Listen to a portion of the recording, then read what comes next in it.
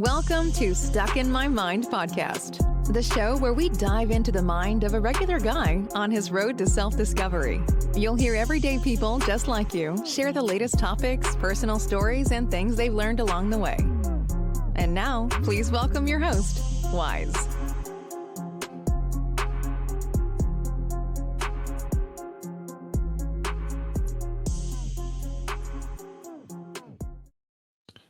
And welcome to another episode. I am your host, Wize. I have a very special guest. He's actually a 30-year veteran of the communication wars. He's an author who has a book out right now, nonfiction brand. Welcome to the show, DP Knudten. What's going on, right. DP? Oh, I'm doing great. Thanks, Wize, for having me on. I appreciate you coming on the show. So, all right. So you've been in this industry 30 years? Wow. Yeah.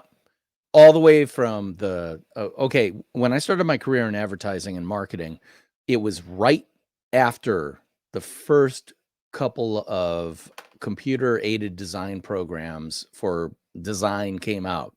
It was Quark Express and what we now know is Adobe InDesign. And literally, like the year before I started, people were still doing hand type jobs, pressing type for layout for newspaper ads and stuff like that. So yeah, I'm pretty old. Well, not old in age, but not in mind. That is true. No, believe me, I'm kind of I'm like, I just turned, I'll be 46 next year, but and I'm still learning a lot of things. Like within the past year and a half, I've learned how to edit audio, video skills that I picked up later. So skills that I picked up later on in life. So anyone who says old dogs don't learn new tricks doesn't know. Well, and you are so right about that, because everything that's going on right now, especially when it comes to projecting yourself and your personal brand out there via the free worldwide channels of social media. I mean, come on. I am all with Gary Vaynerchuk when he says, if you think that's just for fast-fingered 20-year-olds, that's a problem, because you're just leaving opportunity on the table for them to eat. I mean, literally, they're eating your personal branding lunch. Yeah. And I'm learning all this now. Like I said, I'm a professional table games dealer. This isn't, I'm not a professional radio personality, none of that. I started my podcast because I was furloughed from work, and I had originally wanted to do a sports podcast, and I was going to do it with a friend. And one day I'm just sitting here with my nephew, and I just decided to press record because I had the equipment and everything. And so it was funny because I always tell the stories because I had the mic stand. I didn't even have the proper hookups to have the phone because he was on the phone. So I had the phone up to the mic, and we're both using the same mic to record. Yeah. To where I am now, where I have my Rodecaster Pro, I have a magnificent mic, I have the proper equipment because I've felt that this is something I love doing. Why not invest in it? Why not invest in myself? Why not invest in something that I love so much? And you can see it in the progression of my episodes. My nephew was like, "Oh, we shouldn't release this episode." I'm like, "No, I want people to see the progression. I want people to see where we started to where we're at now." Yeah, that's so important, because everybody, when you listen to most podcasts or live streams, you're watching potentially years into the development of that podcast or live stream. And you didn't see the early days where technology wasn't working right and they forgot to turn on their microphone. And so they're just talking into a camera and you can't hear anything. And you don't hear about they moved their feet under their desk and unplugged everything. All those things which happen to all of us, you don't see, and you think, oh, wow, you got to start out like some kind of pro broadcaster. And the reality is, no. I love your story about you hitting play and then figuring it out, because that got you past the first big obstacle, which is fear of hitting the play button. You know, once you hit that play or your go live button, that is, and once you get past the fear of that, you are liberated. You can do anything. And guess what? If you don't like it, you can change it up as you go along. I am sure if I looked at your first podcast episode and listened to it and listened to your latest, I'm going to hear a remarkable difference. And by the way, I'm going to point right back to Gary Vaynerchuk, because Gary V, everybody knows Gary V, right? Well, Gary V was not always Gary V. He used to be the son of liquor store owners in, I think, New Jersey. In And Jersey, he had this crazy idea of doing a live wine show called Wine Library TV on YouTube. And by the way, you can still see the first episode. Just look up Wine Library TV and go all the way to the very first one, and you'll see him. And he looks, I snidely call it, he looks like he's being held hostage by the Bordeaux Liberation Front. Like it's a proof of life video. I mean, it's terrible. He looks bad. Doesn't matter, because that was his first step on a journey that has turned him into an internationally known brand. You know, he's the CEO of VaynerMedia, a multi-million, if not billion-dollar company. You know, all this stuff.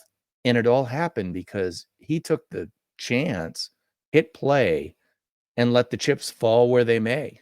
Well, in his case, the chips fell right into his pocket, because we aren't talking about wood chips. We're talking about the types of chips that you give out when you're doing your table games. Money, dollars.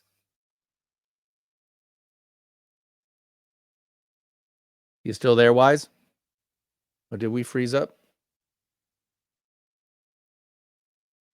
Well, I'm going to assume that we are still live, and I'm going to keep talking because I hate a live stream. One of the things you learn podcasting and doing live streams is that dead air is a bad, bad thing. Now, I'm hoping he'll be able to jump back into this session. If not, we'll probably have to start a new one. But in the meantime, I'm going to carry on because, you know, again, dead air is bad, bad, bad. Well, anyway, if he were on the line with me right now, he would ask me questions about my podcast, the Nonfiction Brand podcast, my book, which he already talked about a little bit, Nonfiction Brand. You'll notice there's a remarkable consistency with the cover design, with what I'm wearing, with the glasses frames, and even the color on the wall behind me. Why is that? Well, frankly, it's because I'm trying to personally brand myself so that people will recognize me when I go around town, when I'm at a conference, when I'm at an airport. You know, I like to do a lot of speaking to groups around the country. And, you know, it's not unusual for people who know you, who know your brand, to see you and then say, hey, aren't you fill in the blank brand? They won't say brand. They'll just say your name. And the answer is, yeah. Why? Because I'm recognizable. All right, he's back. I was hoping you'd be able to jump back in. Yes. I was doing a soliloquy for your viewers and listeners just because I have done this a few times and I recognize how technology can hiccup. And as I told your listeners and viewers, dead air in a live stream is a very bad thing. Yes. And it's funny because you're the second guest who's done this. I had a previous guest who did it, like, and they continue to go on and record, and it was great because I'm like, oh man, that's awesome. So I appreciate that. That is great. I greatly appreciate that.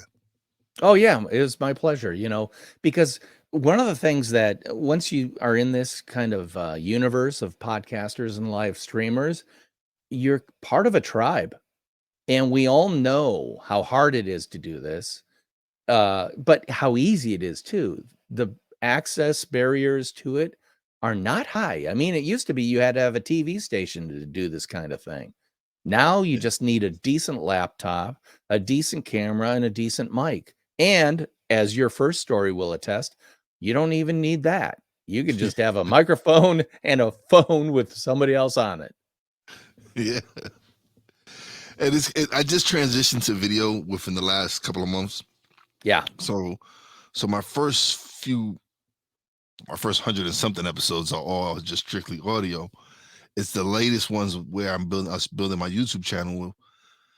These latest ones are the ones that have the videos to it.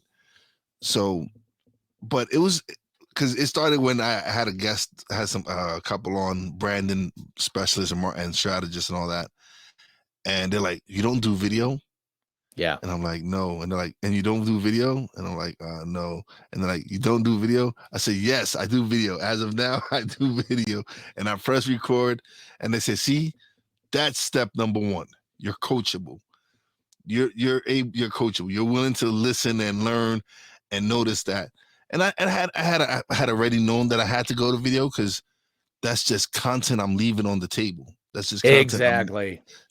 So, but I'll tell you, Wize, you are not the only one. I just started live streaming episode 172, maybe, or no, they haven't even been edited yet. So I just started live streaming my sessions that have not been edited into podcasts because I'm like you. I'm going, well, you know what? I'm on the horn with these guys for an hour.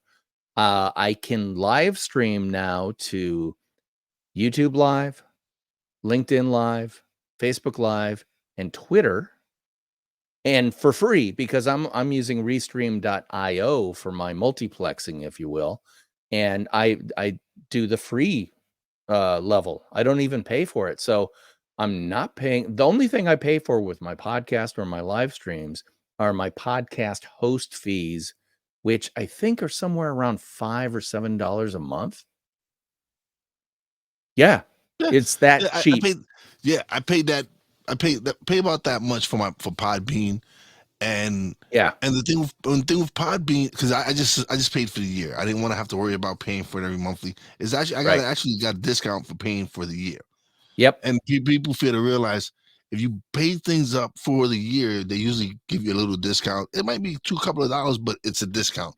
And if you can afford to pay it, I recommend anybody pay your subscription up for the year, and it's one less headache you don't got to worry about.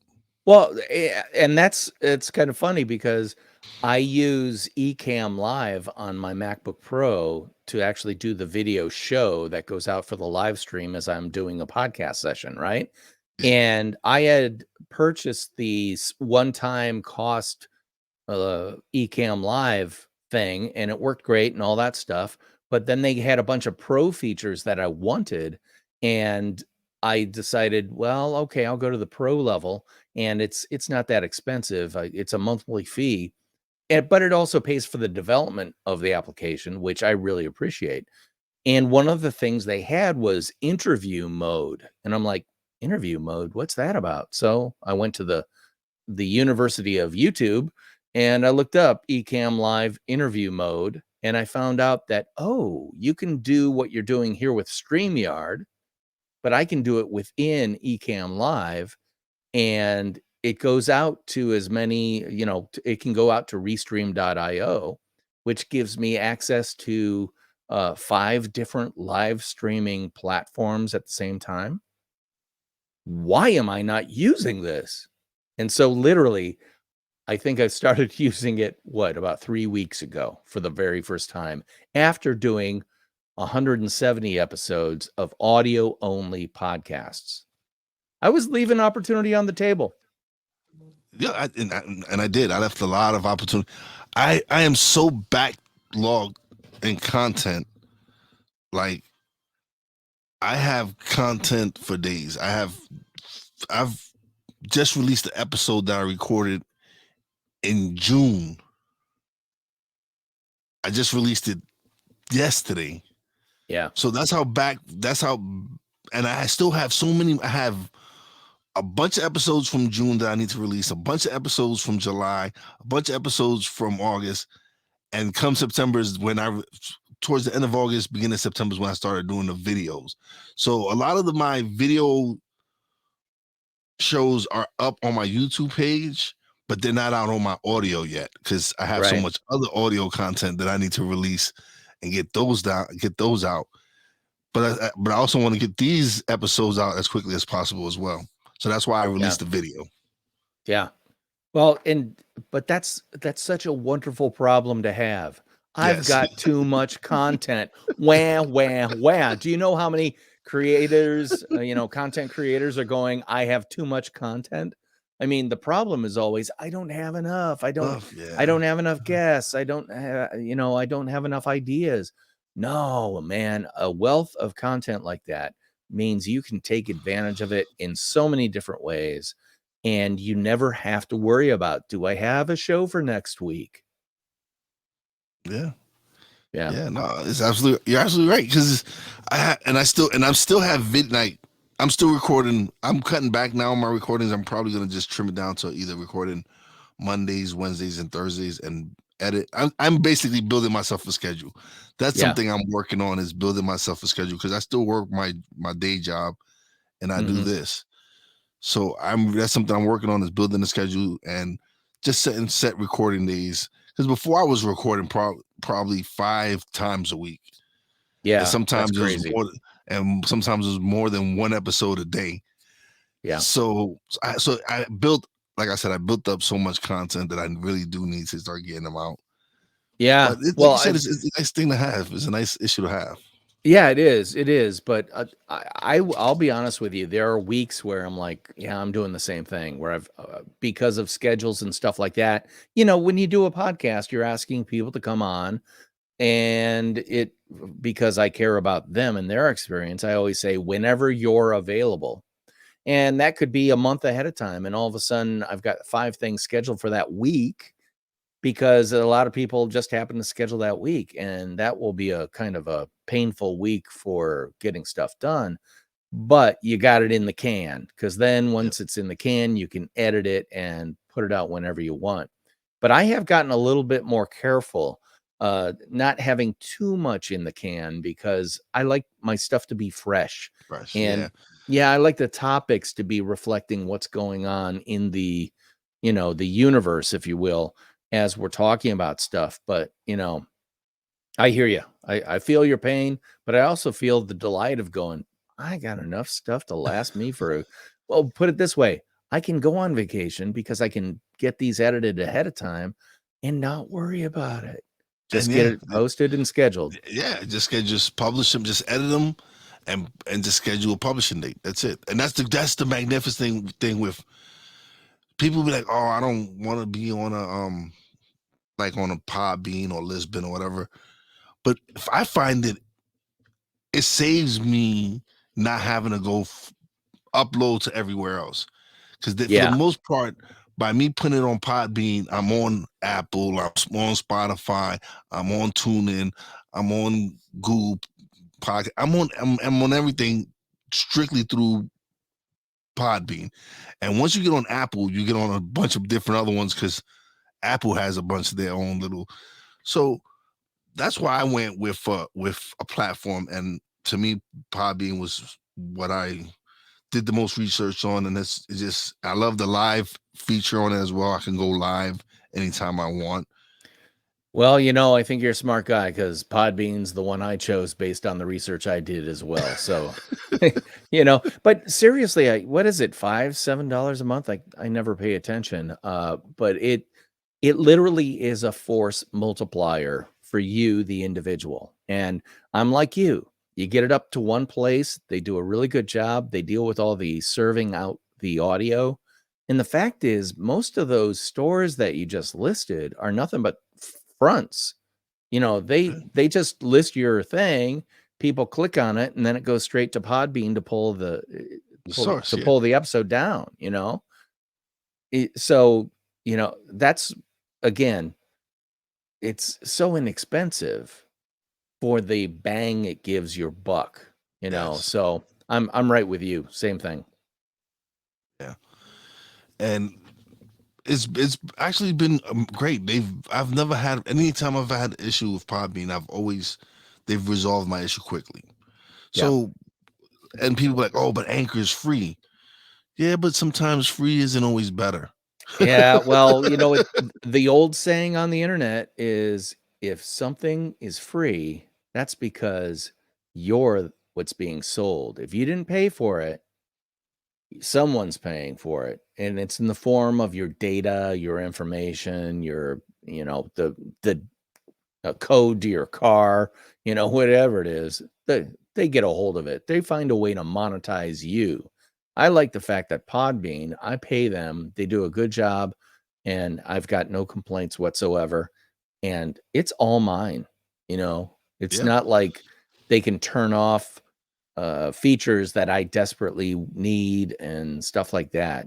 I'm not saying Anchor is going away or anything like that, but Oh no, they they have the could. machine. They have the machine of Spotify behind them. But to me, everybody talking about, oh yeah, but they pay you get monetized instantly.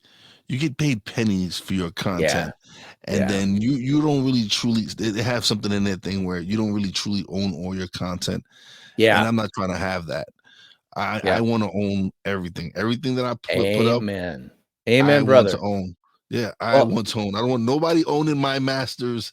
I'm not gonna be like these artists, these musicians that years later want to own their masters. No, I need to own my masters right now. yeah, Joe Rogan, when he got his gazillion-dollar deal with Spotify, do you think he would have gotten that gazillion-dollar deal with Spotify if he didn't own everything about his podcast? Yeah. Absolutely not. They would have given him a decent dollar, but he's rolling in dough because he protected his personal brand projects, and everything that entails. And Joe Rogan, who was, if you remember, a okay stand-up comic who happened to parlay that into a gig on a Fear TV Factor show. TV show. Yeah. He's now what? The king of podcasting? Yeah. That's pretty cool. He built his personal brand through stand-up that got him the game show gig that got And UFC. him. Yeah. The UFC gig Yeah, to you now exactly. to now him being, like you said, the king of podcasting. Yeah, And and go ahead. I'm sorry. no, go ahead. I was going to say, how do you think he got that UFC gig? He got it because he was so clearly a fan of Ultimate Fighting, the Ultimate Fighting Championship, that it was a no-brainer to bring him in because his audience mirrors perfectly Perfect. Yeah. the UFC audience, It's a no-brainer, but here's the thing, it can't be a no-brainer if they don't know who you are, what you do, and how you do Oh, it. he branded it. Yep. And that's why you need to build a personal brand. Yeah. And I'm learning that little by little. I'm learning all that because I've like when you say what do you prefer to be called, Wize or what? And Wize is my We got a little pixelization going here. Hopefully we don't lose the link. Yeah, I'm guessing that his internet connectivity may not be what it should be. I'm hoping mine is doing okay. It certainly appears to be. But I'm going to keep talking again because podcasts hate dead air and live streams hate it even more. So, it sounds like he's trying to come back my in. brand. Okay, are you still there, Wize? All right, I'm going to keep talking because hopefully he'll be able to jump right back in. Are you there, Wize? I see you. Yeah, I'm here. Okay. Yeah, I'm here. All right. Well, we were talking about Joe Rogan, Ultimate Fighting Championship, and Yeah, like I said, the way and he that's built his something personal brand.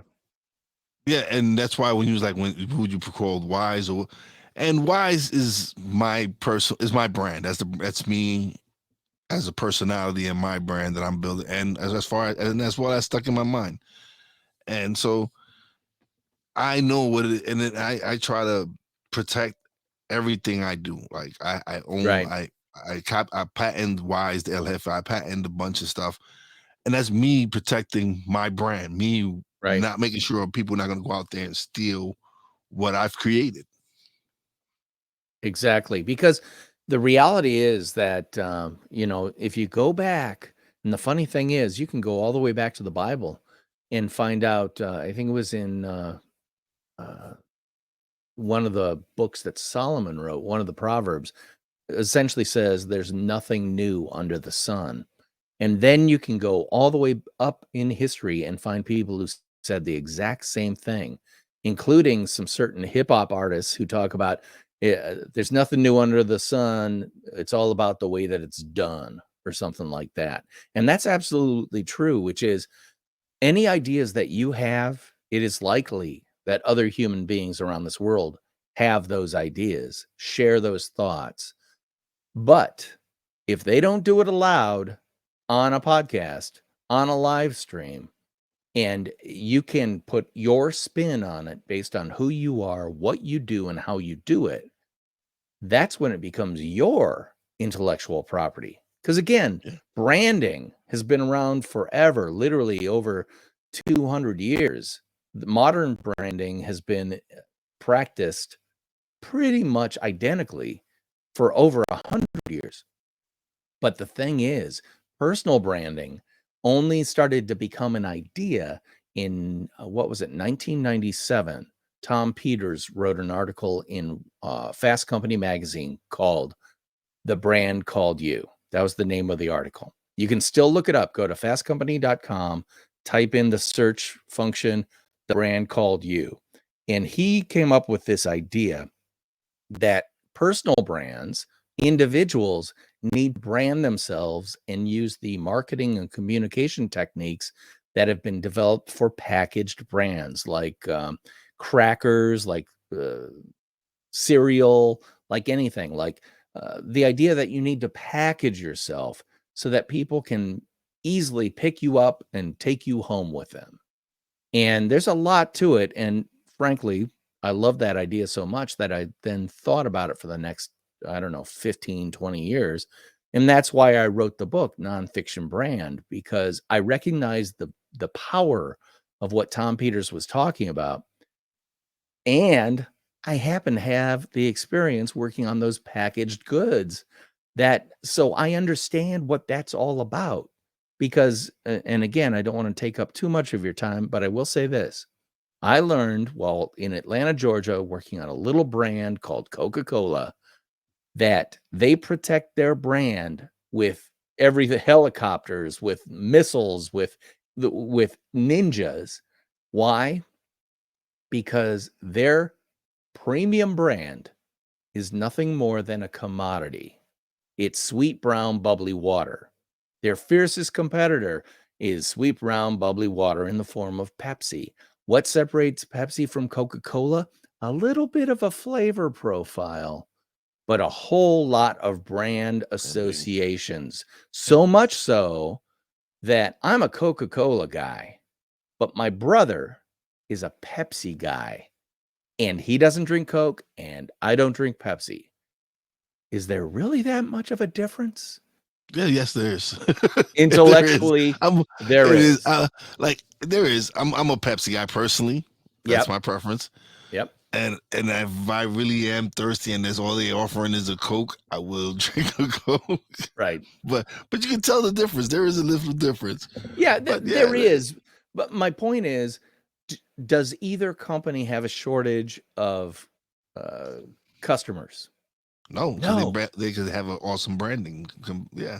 They do. But have you ever been in a restaurant, maybe with some friends, and the server says, I'm sorry, we don't have Pepsi. We only have Coca-Cola products. Yeah. And have you ever said, oh, that's okay, I'll just have water? I know I've said it myself when it's Pepsi. I'm like, Pepsi's so sweet. I don't want Pepsi. I really wanted a Coke because that's got that acidic bite that goes really well with ribs.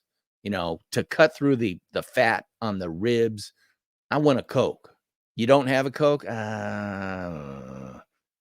That's what brand. I'm a brand loyalist for very good reasons to me. And I'm guessing, Wize, that you are a brand loyalist for very good reasons to you. Yeah. I don't neither one of us is convert wrong. anybody. Yeah, I don't try to convert anybody. Listen, Exactly. you're gonna love what you're gonna love. I'm not gonna try to convert you to love what I love. That's Amen. not who you are. Absolutely. If you're a Pepsi person or Coke person, more power to you. Yep. But I wouldn't want nobody to tell me what I need to like. No. Exactly. And that comes down to let's compare. Let's say that you're a certified public accountant, a CPA. If you're a CPA, you are the same as every other certified public accountant out there in the mind of anybody who might engage with you, unless you're not. If you are something that is bigger, better, and badder than a certified public accountant, and you've made the case that for people to know, like, and trust you, those 3 great phrases from Bob Berg, know, like, and trust, then you become a brand. And when a brand, one of the reasons branding is so important is because branding makes it easy to pass you off onto someone else. I like to call it a brand handle. Or can I call it a brandle and put a TM on the end of it? Yeah, it's a brandle. It can take you, everything about you, pick up that handle and say, hey, you should talk to my friend Wize. He's got a podcast I think you might be interested in where he talks about topic A, topic B, and topic C. Now, I only know topic A, B, and C because that's all he talks about when he's producing and communicating his podcast. Why? If you're not into those 3 things, don't listen to it because he's really focused on those 3 things. Yeah. But if you're interested in those 3 things, you're going to get a lot out of it. Because here's the thing, if you try to be all things to all people, you're going to be the equivalent of a Swiss Army knife, which is a crappy knife, a crappy corkscrew, and even a crappy toothpick that is unsanitary. You're all things to all people, which means you're not really great for anything for anybody. However, if you are a purpose-built tool like a scalpel that's designed to very carefully carve out cancer cells in the human body, you're worth whatever they want to pay to get what you do. So my advice to you is always think like a scalpel, not like a Swiss Army knife. Specialize. Like, do you know Pat Flynn, the great podcaster? Yes, I do. Oh, the Smart Passive Income podcast is one of my always recommends to anybody who's interested in kind of what we're talking about. He coined the phrase, at least to me, I don't know if anyone else said it, but he always likes to talk about there's riches in the niches. And he is right. If you are broad and do everything for everybody, you're a Swiss Army knife. You're just not good at everything. Yeah, no, you're absolutely right. Because at first, I didn't really know what my podcast was until earlier this year when I was nominated by some fellow podcasters for some awards, and they happened to fall into the self-help. What else? It was self-help and entrepreneurships and a couple of other and those were and I didn't really consider myself those topics, but then I'm like, but that's what I really am. I usually have people on to help with branding and authors on and people, and it is self-development, and it is right. So it fell in that niche, and I'm proud to be in that niche because that's something like people don't like. A lot of things I want to put out there is stuff people don't know about, right? Or it's content not easily. Well, it can be accessible, but I'm trying to help people not have to do the research. I can actually have people come on and talk about it, and if somebody learns from what I put out there, I'm happy. If it's just one person. Yep. Well, and what you're doing is you're being this curator of quality people, quality ideas, quality topics, quality information, and you're bringing it onto your podcast. So consequently, Wize, part of your personal brand is that I am a curator. I test things, I find things, I get people on to share their expertise. So you should think of me as a great party host, as a curator. I mean, literally, if in your head you say to yourself when you're thinking about getting a guest on your podcast, you say, I'm a party host. Is this person going to make my party better, smarter, more fun? Or are they going to bring the party down? You know, we all know Debbie Downers that I can talk to you all day long about what I do. Well, you don't want to have a party like that, right? No, So no, definitely Wize, you're not. the party master. That's part of your personal brand. You're a party master who's bringing the best guests, the best foods, the best music all in one place for people to really have fun and learn. And that's a key part too, that learning part. This isn't just sit back and kick your feet up. It's sit back, kick your feet up, grab your notebook, because I'm going to be giving you some truth here that you need to check out. Like, for example, we talked about the Pat Flynn podcast. If you are listening to this podcast right now and don't know Pat Flynn, write down Pat Flynn, the Smart Passive Income podcast, and go and listen to it. Why? Because Wize, the party master, has curated someone who agrees with him that is a great podcast. Yeah. I recommend any podcast where you can go and develop yourself, because that's how I started. I started listening to Pat Flynn, started listening to Joe Rogan. I have my own personal hip hop podcasters that I personally listen to. I have different variety of podcasts that I listen to, because I have so many different interests. But I learn a little bit from each and every one of them. I'll learn flair and style from the hip hop podcasters, because that's what they're all amped and they're all showmen and all that.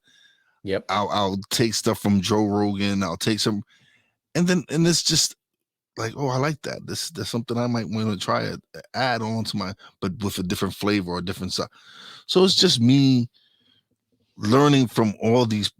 I look at them as all different types of mentors. You have a different mentor for every little thing and every subject and all that. So that's how I look at it when I listen to certain podcasts. Yeah. Well, and you are becoming the perfect surrogate for your audience, meaning that you represent who they are, what they could be interested in. So if it interests you, have them on the podcast. If you're like, I'm not interested, don't have them on. Because just like if you think about your favorite clothing designer, a lot of people, when they find the designer that they love, they'll only buy that designer. Why?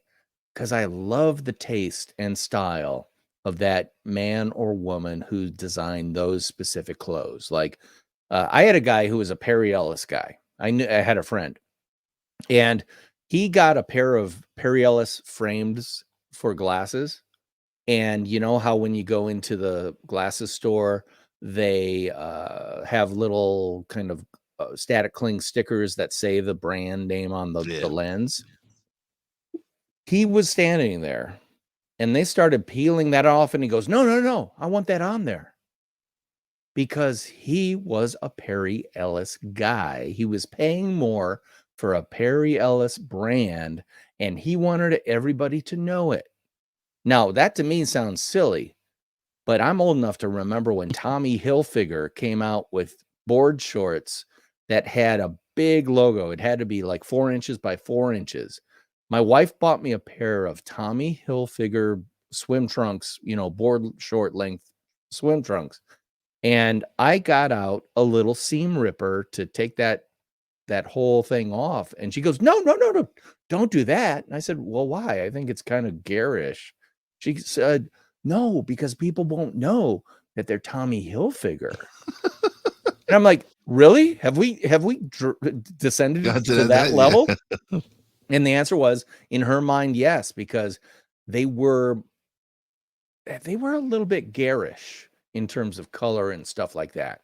So if it were her taste that bought it, people would make fun of it. But it was Tommy Hilfiger who curated those board shorts. So, I guess that kind of ugly is beautiful. Yeah, it is. Yeah, I've come to realize that I'm a Wranglers guy. Yeah. I'm a Wrangler. Guys, anybody, I don't care. Yes, I wear Wranglers. They have a comfort to me that I enjoy wearing. And I'm not paying a ridiculous amount of price for them. Yep. No, I totally get that because again, you've tried a bunch, you found the one that you like, and now it's shorthand for you to say, when I'm going to get a new pair of jeans, I walk in, I don't look at any other The brands. jeans, I don't. I try on Wranglers because I know they fit me the right way, and boom, I walk out with them. Branding makes choice easy. You And the don't thing have is, to think. I might own like 4 pairs of the same pair. Amen. I do. I don't know about you, but I'm a fairly tall guy, and so if I'm I 6'1". Yeah, I'm 6'1". yeah, so I'm 6'3" and some change. So Yeah. finding pants can be a little bit of a problem because I'm not quite in that big tall range, but I'm really, really close. Yeah. And and the truth is big and tall costs a little bit more. So I always try to find the regular sized clothes So, that yeah. fit right. So once you find it, you're like, okay, I'm done. I don't need to look anymore. I found the brand that suits me to a T. And that's what branding does. It allows you to more easily understand why you should wear it. And it takes a lot of the intellectual thinking about it out of the way. It's like, I don't have to think about it because I've already thunk about it. I did the Yep. thinking. And now it's just easy to go in and grab that thing. So let me turn this around to personal branding. So if you are that proverbial CPA that we talked about, and someone all of a sudden goes, God, you know what? I need a certified public accountant for my business. Who should I go with? Do you go with the person that you've learned to respect because they've delivered value to you via, I don't know, podcasts, live streams? Maybe you follow them on Twitter. They've been easily recommended by a number of friends because all of those friends have the brandle that about this guy that they can pick up and say, hey, you need to go with this guy. Like what's the most powerful form of advertising? Word of mouth Mouth. from Yeah. yeah, exactly. So if one of your friends says, when you say, yeah, we need a certified public accountant, and they say, hey, you know what? The guy I use is this person. They have a podcast you should listen to. It's about personal finance. I've actually saved money on my banking because of the stuff I've learned from his show. You should check it out. Am I not going to check it out? If I Yeah. check out that podcast and I find value from it, am I not going to reach out and say, hey, I would be interested in talking to you about maybe supporting my firm, your services for my firm. And it gets to the point where they aren't even going to talk to anybody else, Yeah. you know? And that's why it's a shame. Like it's a shame that the people who support you the most, as far as I know in the podcasting, it's been people that I've met Yep. doing podcasting that are showing me some of the most support. Yep. And when you, and this, I'm like, and it's with everyone. Your family's not. It's like, yeah, okay, whatever. You're a podcast or whatever. You gotta. Yeah. But I've met so many amazing people, and they've shown me so much love, and they've helped me build something by introducing me to with other people and networking, and it feels good when someone recommends you, like, hey, this is my man Wize. I think y'all both be a great fit to do a show together. Yep. And that's a great feeling that they had enough faith in me to recommend me to someone else. And how could they have that faith in you if you just sit under a bushel with no light on you? You're hiding, hoping to be discovered. That doesn't work. I'm sorry. The remarkable story of Justin Bieber being discovered on YouTube from an old grainy video of him singing in a church basement. Yeah, that did happen because that crappy video was put on YouTube and he had the talent that could overcome the crappy production value. And then there was a bidding war to see who could represent him and bring him into their production company, because the people who needed to see that raw talent on crappy video were able to recognize the quality of his talent despite the crappy video. But otherwise, if it wasn't on YouTube, he'd still be a kid up in Canada. Yep. Oh man, this has been a great. I appreciate everything. I appreciate you sticking in there when the technical difficulties happen and all that. Oh yeah. But now it's time for you to just plug away. Let everybody know where they can find you, where they can get the book at, everything.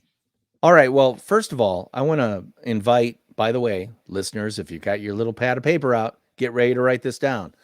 You can go to my nonfictionbrand.com website and just do a /gift on the end. So nonfictionbrand.com/gift, GIFT. And you can download 3 absolutely free PDFs that can get you started on your nonfiction branding personal brand journey or your small business brand journey. Because, by the way, small businesses are personal brands. Until you sell that, you are the person that is the brand of your business, right? So anyway, nonfictionbrand.com/gift. I hope you'll go there. You don't even have to join my email list. I'm just giving them as a gift. But join his email list. But do join. Well, his email. I'm asking you as my subscriber, join his email list. I hope you will, just because of the value that I could potentially offer you. Yes. But anyway, frankly, I never send anything out to it, so it's not like you're going to miss anything.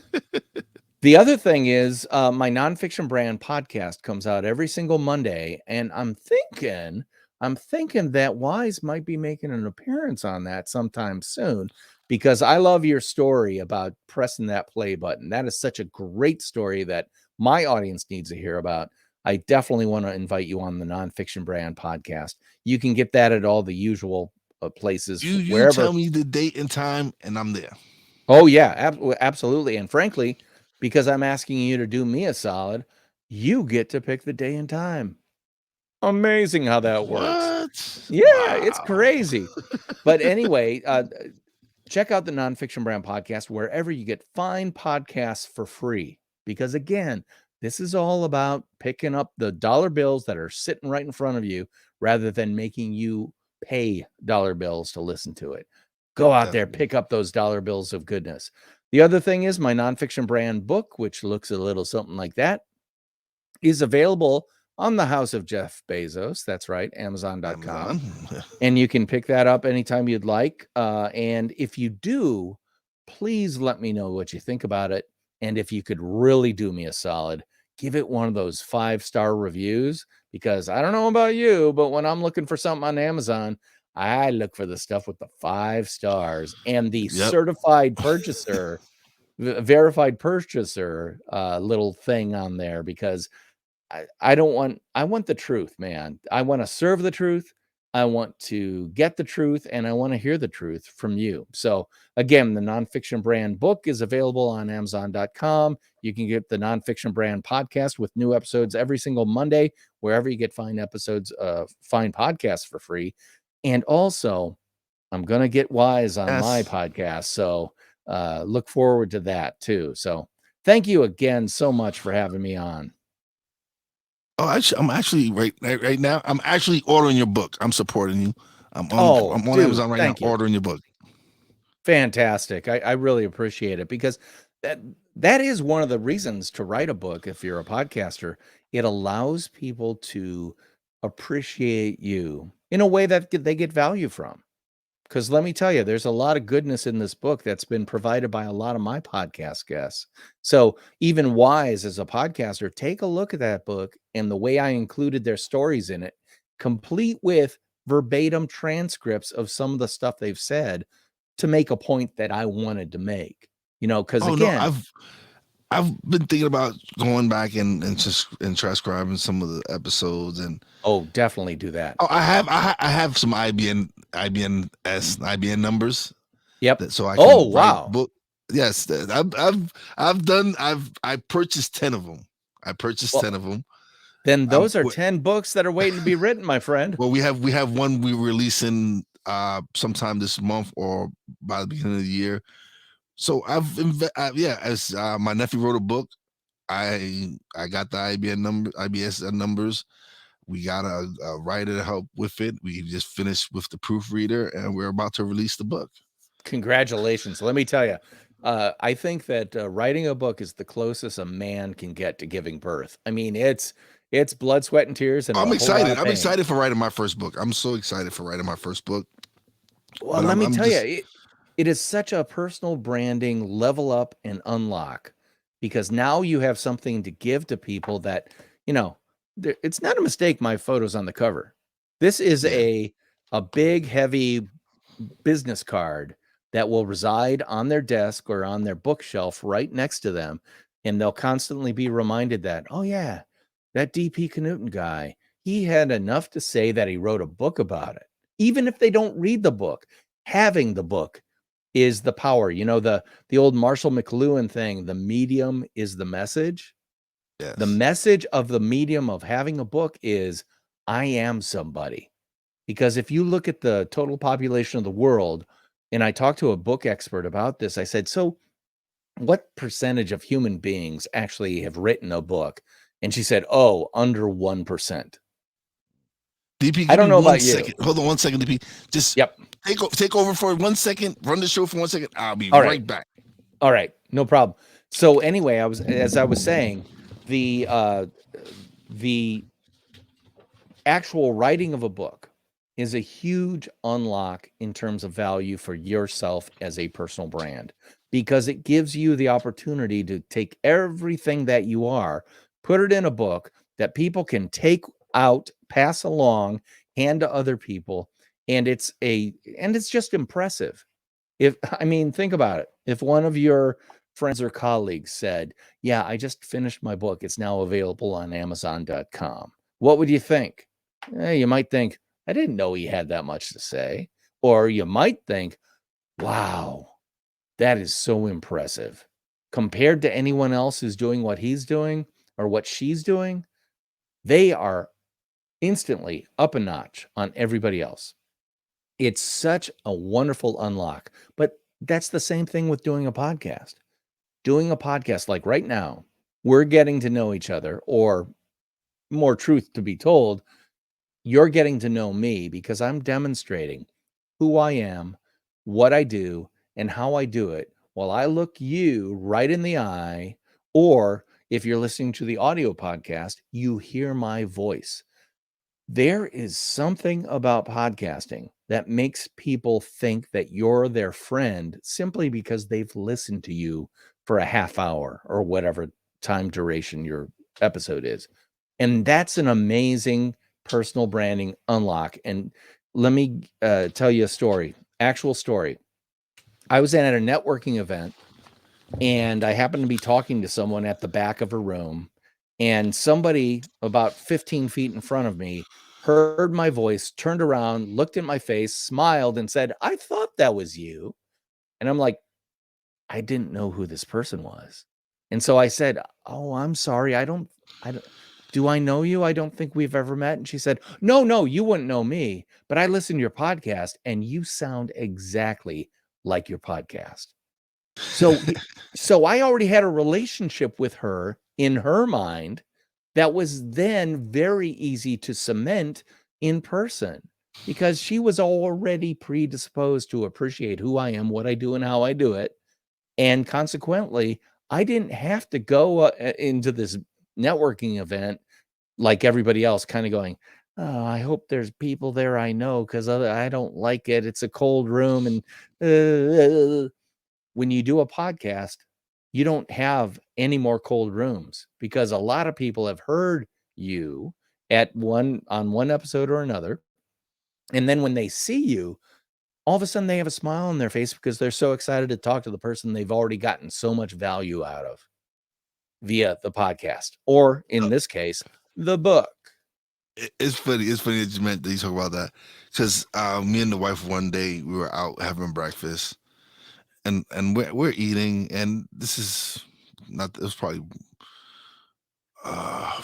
still during the pandemic, so servers were still wearing their masks. So we're out having breakfast, and I have my mask on, and I'm about to take it off because I'm about to eat and everything.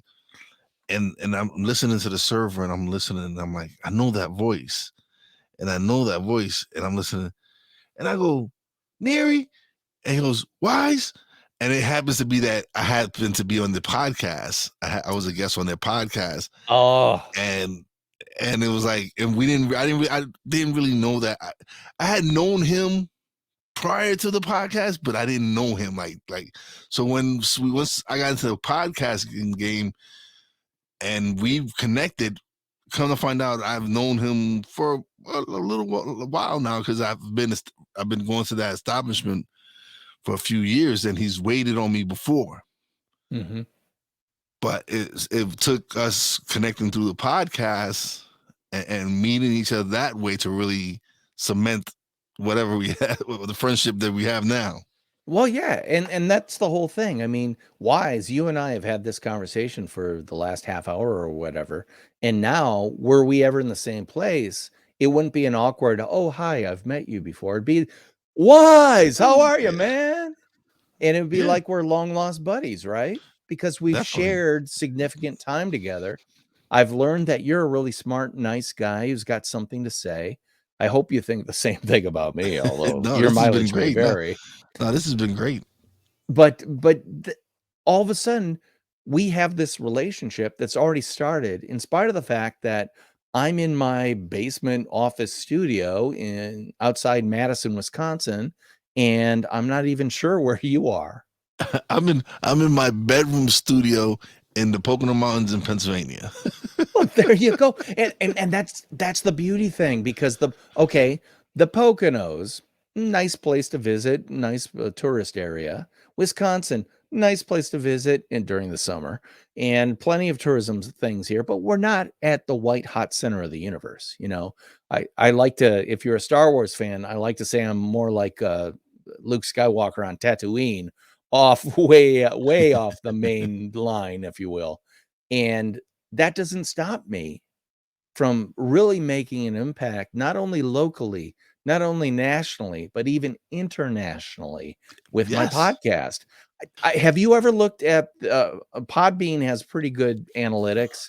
Have you ever looked at and counted the number of countries around the world that listeners have listened from? I did. Based on a friend. Consistently, I have followers in Germany, Russia, the United Kingdom, Italy, Australia. Yes, that's why I love Podbean, because it gives me those analytics, and it shows me I have people that follow me in the Philippines. Yeah, and that's also my podcast is worldwide. Yeah, exactly. It is worldwide. Exactly. Wize, the brand, is worldwide because of a platform that you pay very little money for. I mean, when in human history have you been able to talk to a global audience, potentially anybody who's online, for little or no money? I mean, this is a golden age, especially for people like you and myself who want to project our personal brands beyond our admittedly small borders, if you will. I'm in Wisconsin, America's Dairyland. You're up in the Poconos. New York is down the hill, as our other Pittsburgh and Philadelphia, stuff like that. But Poconos, not a lot going on there in terms of what we're talking about here. I'm a born and raised Brooklyn boy, and I moved up here. For love. I fell in love with a woman, and she just happened to commute, going to work in the city, and lived up here in the Poconos. And I moved up here. I actually moved up my family. I moved my brothers, my sister, my mom, and they came up here, and everybody's happy for it. It's actually been better for us as a family. We've gotten out of the rat race that was New York City. And now we like the house that they live in now.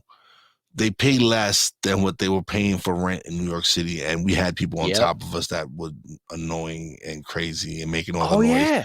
And now we have a house that we can make whatever noise when we have family get-togethers during the summer. They come up to visit from New York City. We have barbecues in the backyard. And it's a And whole look different dynamic. and look what you're doing with a few simple technological tools. You get to go worldwide, live where you want to live, and be able to do it all your way. That is what a personal brand can do, especially when you use the value that can be unlocked with a podcast or a live stream or a combination of both, and a lot of other things that I talk about in the book Nonfiction Brand, which I hope you'll pick up at the house of Jeff Yeah. Bezos, Amazon.com. It's crazy because last December I was in Puerto Rico at this time, and I recorded a bunch of episodes over there. Right. I actually met on the plane. I was just playing a game, and this guy was sitting next to me, and he saw that I was playing a game. But then he also I had my sweatshirt on, and it had my Stuck in My Mind podcast logo on it. And he goes, "Oh, you a podcaster?" I'm like, "Yeah, I'm from Pennsylvania, but I'm over here visiting." And he owned a solar panel company, and they were trying to establish themselves in Puerto Rico, and they have a great story. So like, I would love to do a podcast with you guys, which I did. I eventually did a podcast with them, but it was just great because what they're trying to do is they would give back to the communities, like after a certain amount, every certain amount of sales or whatever, they donate a panel to someone in need or whatever. Mhm. And it was just a great story, and it felt good to be able to bring something like that to the light and help them market themselves, being that they're fledgling, they're starting out as well. It was just great just to be to connect with people, just to people notice like just being able to have that patch on my sweater of my podcast drew his attention. Like, Yep. what's that? Did you have a podcast? So It's a that legitimizer. branding, that branding is key. Yeah. And it gives you something to talk about. Oh, you have a podcast? What's that about? How does that work? I've always wondered about podcasting. Do you actually work with people on developing podcasts? Wow, how much would it cost for us to do? I don't know. I don't want to do one that goes on forever, but let's say we did a 5-episode podcast just talking about what we offer and stuff. What would that ballpark cost? Oh, that's surprisingly affordable. So when can you talk to my marketing team about actually getting this started? That's the actual narrative arc of a whole lot of different conversations. Why? Because you have a podcast. And that's how I got my first client. Yeah. She's like, I want to do a podcast. I'm like, oh, really? Oh, well, that's some of the services I offer. And she's like, really? And yeah, that's how I got my first major client. And she's amazing. We're actually working on launching a podcast for the new year. Yep. And it's exciting. And that's the whole thing. You hit that play button at the very beginning. We talked about your play button. You hit that play button, not knowing where it was going to lead. It led you to live the life you want to lead based on the brand that you are, all because you hit the play button. So if we're going to leave your audience with anything, it's get off your butt and hit that play button. Yes, definitely. Absolutely. DP, this has been great. I appreciate this, man. Thank you for co-hosting. Taking over when you can. Yeah. I greatly appreciate it. Okay, so all right, what openings do you have? We're gonna do this on air so people know. You can I'm not gonna broadcast this, so I'm gonna ask you to cut it out. Actually, you can put it in the chat. I'm gonna put it in the chat because my secret codes, it's a Calendly. Oh, okay. Well, sort of like I use Acuity, use Calendly, and that was something else that I picked up. Like I saw hosts using different calendars things to schedule their. I'm like, oh well, it helps me because I can't remember, or I'm gonna have this guest on. Right. So yeah, that Acuity's been a lifesaver as well for me. Yeah. Well, again,